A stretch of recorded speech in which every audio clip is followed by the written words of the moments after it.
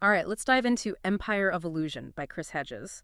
This book, it takes a hard look at, well, at illusion, how it's seductive, but also how it can be destructive, especially in American culture. I mean, there's some fascinating stuff here, and honestly, some disturbing stuff too. Yeah, definitely disturbing. So throughout the book, Hedges explores how different parts of American life, like entertainment and politics, even education, have become, well, more and more dominated by illusions. And the question is, how do these illusions actually work, and why are they so dangerous? That's right. And not just for individuals, but for society as a whole. Okay, so let's jump right in.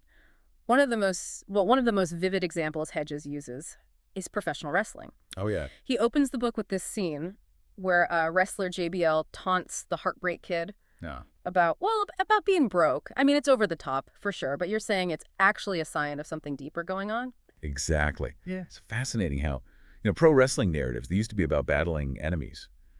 Think like the evil foreigner, like those classic Russian bear characters from back in the day. Right, right. But now it's shifted to reflect the anger, the resentment of a working class that feels betrayed by the elite, Hmm. like with JBL. He's exploiting HBK's real-life financial struggles just to get a reaction from the audience. So instead of like offering people an escape from their problems, it's actually reflecting and amplifying those anxieties. Yeah. Wow. Have you noticed this kind of shift in other kinds of entertainment? Absolutely. I mean, Okay. think about reality TV. Oh, yeah. We all know it's heavily edited and manipulated, Yeah. but we still get sucked in by the drama, the narratives. Right, right. Hedges has some shocking examples in the book. Mhm. He talks about the boss man from WWE. He cruelly taunts Big Show about his father's death. They even staged a scene at his graveside. And then there's that tribal council scene from Survivor, where Mad Dog Maryland gets voted off. It shows how easily producers can manipulate emotions just for entertainment. Yeah, it's like we crave these heightened, dramatic versions of reality, even if they're staged. It seems like this desire for simple narratives is something Hedges keeps coming back to. He does, yeah. And it's not just in entertainment. Think about celebrity culture. Okay. Hedges talks about visiting Hollywood Forever Cemetery, where, people flock to feel connected to dead celebrities. Interesting. It's kind of ironic, isn't it? Definitely. I mean, it seems like people are seeking a kind of immortality Yeah. through these celebrities. What do you think is driving that? It's fascinating how celebrity culture, it taps into our deepest fears, the fear of death, the fear of being forgotten, of anonymity. So we crave visibility and validation, even if it's superficial. Hedges uses the example of The Swan, that makeover show where women undergo like extreme plastic surgery to achieve this idealized beauty standard. Right. It highlights this warped system, where being seen, being known becomes like the ultimate goal, even at the expense of real connection and self-acceptance. So it's not just, harmless entertainment. These shows are promoting a pretty damaging message about identity and self-worth.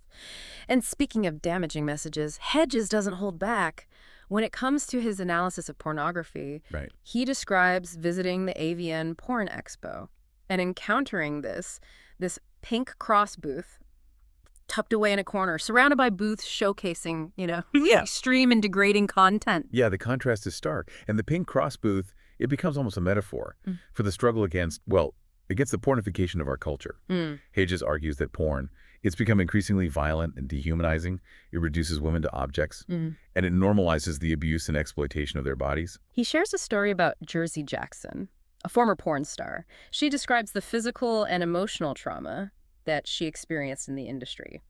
Her story, it highlights how the porn industry, often hidden behind this veil of fantasy, inflicts real-world harm, perpetuating cycles of exploitation and trauma, particularly for women. It's a tough story. He even describes life-size silicone dolls being sold at the expo, which feels like a physical manifestation of that objectification. Yeah, it's chilling. It's scary how many people don't even see a problem with it. They've been so desensitized, immersed in this culture of illusion, that they've lost sight of what's real, of what's healthy and truly fulfilling. Right, and it's not just happening in entertainment. Hedges argues that education, even an elite institution, Yeah. has become part of the problem. He talks about his own experience at Harvard Divinity School and this encounter with a classmate who speaks in, like, impenetrable academic jargon, Think about your own educational experiences. Have you ever felt pressure to conform to certain ideas or ways of thinking, even if you disagreed? Oh, absolutely. I think Hedges is right. Hmm. This is a systemic problem, especially in elite institutions. It's like education has become another form of performance, a way of signaling status, Yeah. intelligence, rather than a genuine pursuit of knowledge and understanding. Yeah, I see that. And these institutions, they're producing graduates who are highly skilled, yes, but also deeply conformist, unable to challenge the systems that benefit them. That's the danger of what he called the illusion of education, right? Exactly. It creates a class of elites who are trained to perpetuate the status quo, even as that status quo is crumbling around them. And it's not just about the content of what's being taught. It's about the values, the unspoken rules, the hidden curriculum that reinforces these hierarchies and silences dissent. Hmm. And then there's the whole positive psychology movement. Hedges describes attending a conference and feeling like like he'd stumbled into a cult-like atmosphere with people chanting about transformational positivity. On the surface, it sounds great. I mean, who doesn't want to be positive? But you're saying there's a darker side to this. It does, yeah. This focus on manufactured happiness. Yeah. It reminds me of what Hedges calls the illusion of education. Okay. He argues that this movement, particularly in its corporate applications, it can become a form of social control, Hmm. Oh. enforcing conformity, Hmm. suppressing any negative emotions or criticisms, instead of addressing the systemic problems that are actually causing the unhappiness. So instead of addressing the real issues, they just slap a happy face on everything and tell people to think positive thoughts. That's kind of creepy. He even draws parallels to totalitarian regimes and their use of similar techniques to maintain control. Yeah, it's about ignoring the shadows, the Yeah. difficult emotions, the uncomfortable truths that we need to confront to grow, both individually and as a society. Right. So we've got pro wrestling, reality TV, celebrity culture, porn, and education. And this is where it gets really interesting because Hedges argues that America itself has become a kind of illusion.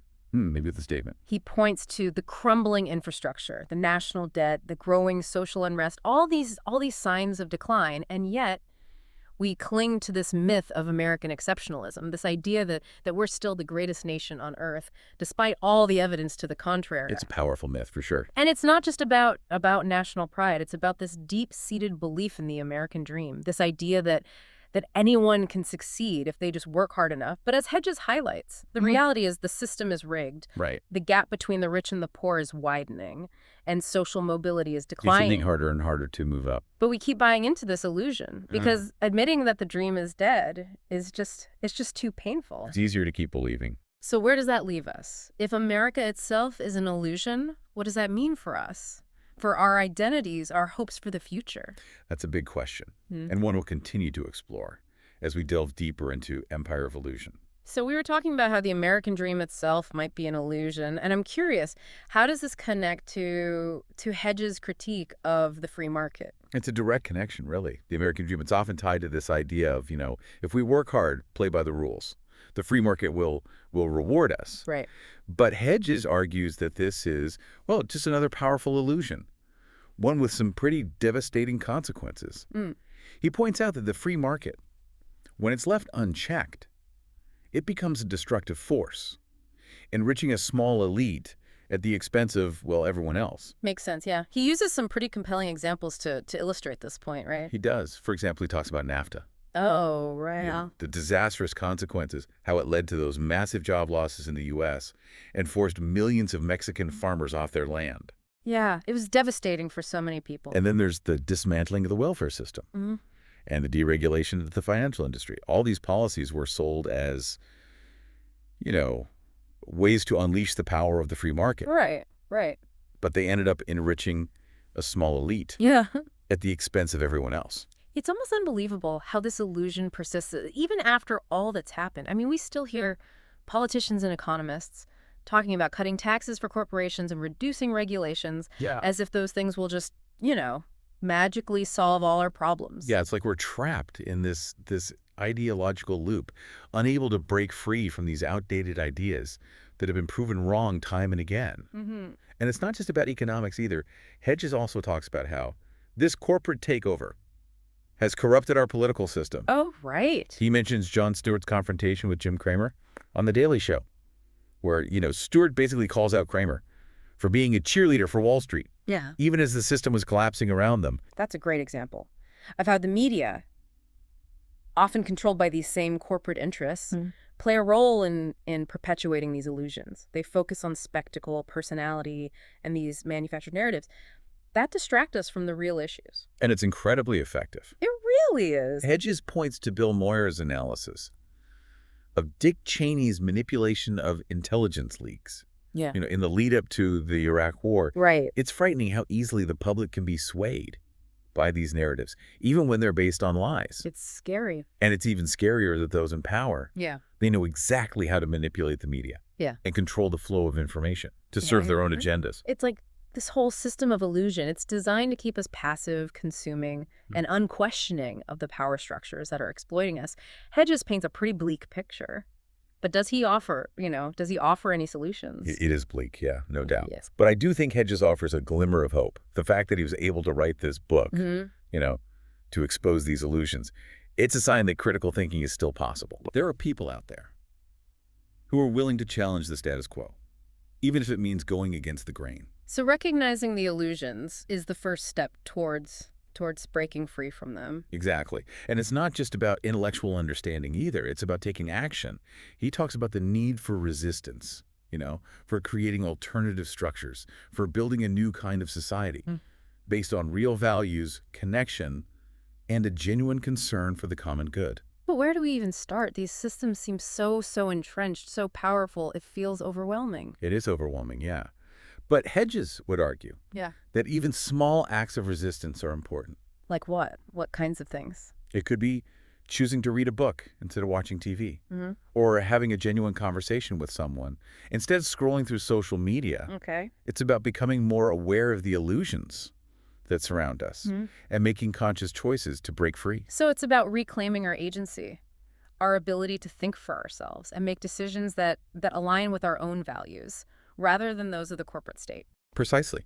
And it's not easy. It requires conscious effort and a willingness to step outside our comfort zones, to question the assumptions that we've been taught to accept as truth. Yeah. Hedges talks about the work of Robert Lane, this political scientist who wrote The Loss of Happiness in Market Democracies. Interesting. It's fascinating how Lane describes this disconnect between material progress and actual happiness. Yeah, we have more stuff than ever before, but we're also more depressed, anxious, and isolated. Yeah. Like the pursuit of happiness, as defined by our consumerist culture, has backfired, leading to emptiness, alienation, this constant striving for something we can never attain. It's the happiness industrial complex at work. And what Hedges points out is that this pursuit of individual happiness, it often distracts us from the larger issues. Like what? Like social justice, economic inequality, the environmental crisis. We're too focused on ourselves. Yeah, we're so focused on our own little bubbles of happiness that we become blind to the suffering happening around us. And even when we do see it, we feel helpless, like nothing can be done. And that's exactly what the forces in power want. Right. They want us distracted, divided. They want us too busy pursuing our own self-interests to challenge the systems that benefit them. They don't want us to realize that our happiness is interconnected with the well-being of others, with the health of our planet, with the creation of a more just and equitable society. Exactly. So it's about shifting our focus from me to we, from individual gain to the common good. A big shift. But that requires a fundamental shift in consciousness, doesn't it? It does. I mean, we've been conditioned to think in terms of competition, individual achievement, getting ahead no matter the cost. It does require a shift, and it won't happen overnight. But Hedges argues that it's necessary if we want to create a future worth living in. And it's not just about changing the systems. It's about changing ourselves. Okay. We need to become more aware of our complicity in these illusions and how we perpetuate them, even unconsciously. He brings up this idea of inverted totalitarianism. It's a term coined by Sheldon Wolin. Oh, right. Can you explain what that means? Yeah, so Wolin argues that this new form of totalitarianism, it doesn't rely on brute force or repression. It's more insidious, It works by seducing us, manipulating our desires, and making us complicit in our own oppression. It's like we're being controlled by our own desires, by our addictions to Comfort, convenience, entertainment. In a way, yes. We've become so accustomed to this culture of instant gratification, having everything at our fingertips, Yeah. that we've lost the capacity for patience, for critical thinking, for genuine connection. It's like we're living in this perpetual state of distraction, always seeking the next dopamine hit, the next shiny object, the next bit of information, just to keep us entertained and numb. Right. And in doing so, we lose touch with ourselves, with each other, with the world around us. You become atomized, isolating. Disconnected from anything real or meaningful. So it's about reclaiming our attention, our ability to focus, to engage deeply with the world, to have real conversations, build real relationships, to resist this constant bombardment of information, this endless stream of distractions, the seductive allure of these manufactured illusions. That's tall order. It feels hard. I mean, we're up against some powerful forces. The corporate state has a vested interest in keeping us distracted, consuming, unquestioning of their power. He is hard, yeah. But it's not impossible. Hedges points to historical examples of resistance, of individuals and movements that have challenged the status quo and fought for justice and equality, despite overwhelming odds. Like the civil rights movement, the anti-war movement, the labor movement, all these examples of people coming together to demand a better world. Exactly. And these movements didn't happen overnight either. They were the result of years, sometimes decades, of organizing, educating, agitating, and building solidarity. So it's about finding our own ways to resist, to connect with others, build community, create spaces where we can share ideas, support each other, and work together to create change. It's about recognizing that we're not alone in this. Millions of people feel the same unease, the same longing for something more, the same desire to break free from these illusions and create a world that's more just, more sustainable, and more humane. Yeah. We just need to find each other. That's encouraging, because sometimes it feels like we're fighting a losing battle. It can feel that way, but I think Hedges would argue that the fight itself is what matters. It's about choosing to live a life aligned with our values, even if it means going against the grain, facing opposition, or making sacrifices. So it's about choosing to be what he calls a point of light. Yeah. To stand up for what's right, to speak truth to power, even when it's difficult or risky. Like a powerful message, a reminder that we all have the capacity to make a difference, and that even small acts of resistance can have a ripple effect. It's not about waiting for someone else to save us. It's about taking responsibility for ourselves, for our communities, for the future of our planet. It's about recognizing that we have the power to create the world we want to live in, even if it means starting small, even if it means starting right where we are. But how do we move from this understanding to actual action? How do we resist these powerful forces and create real, lasting change? Those are great questions. Yeah. And ones we'll explore as we continue our deep dive into Empire of Illusion. We've been talking about Hedges' Empire of Illusion and how these illusions are, well, they're just so deeply ingrained in American culture. It's a lot to take in, honestly. We've seen how these illusions work, how they keep us distracted, and how they ultimately benefit the powerful at the expense of everyone else. I keep coming back to this question: how do we resist? Especially when these illusions are so pervasive, so seductive, so deeply embedded in the fabric of our lives. Yeah, it's a challenge, no doubt. But Hedges would say it starts with awareness. We need to recognize these illusions for what they are. He talks about developing a kind of a critical literacy, a healthy skepticism toward the narratives that are constantly being, fed to us. So it's not just about being able to read the words on a page. It's about being able to read between the lines, to see through the spin, the underlying agendas. It sounds like we all need to become a bit more like investigative journalists. Exactly. And this applies to everything, from the news we consume to the products we buy to the politicians we vote for. Right. We need to ask questions. Challenge assumptions, be willing to dig deeper, look beyond the surface. It's about developing that healthy distrust of authority, of anyone who claims to have all the answers, anyone who's selling us a simple solution to a complex problem we need to be wary of, anyone who's telling us what we want to hear instead of what we need to hear. That's a crucial point. These illusions, they thrive on simplicity, on easy answers, on black and white thinking. But as Hedges points out, the real world is messy, it's nuanced, full of contradictions and gray areas. Yeah, it's complicated. And that's what makes it so challenging to navigate. And I think that's what makes his book so compelling. He doesn't shy away from that complexity. He doesn't offer any easy solutions, but he does offer a path forward, a way to navigate this culture of illusion. Right. and reclaim our agency. So what does that path look like? Well, as we've been talking about, Yeah. it involves a kind of a double movement, individual resistance and collective action. Okay. So on the one hand, it's about developing our critical faculties, Yeah, our yeah. ability to discern truth from falsehood. But it's also about recognizing Yeah. that we can't do this alone. Right. So how do we balance that individual growth with the need for collective action? What does that look like in practice? Hedges talks about the importance of real human connection, face-to-face interaction, Mhm. building relationships based on authenticity and Mhm. vulnerability. Right. And this is something that's become increasingly rare in our digital age, where we're constantly bombarded with virtual connections, social media, this illusion of intimacy.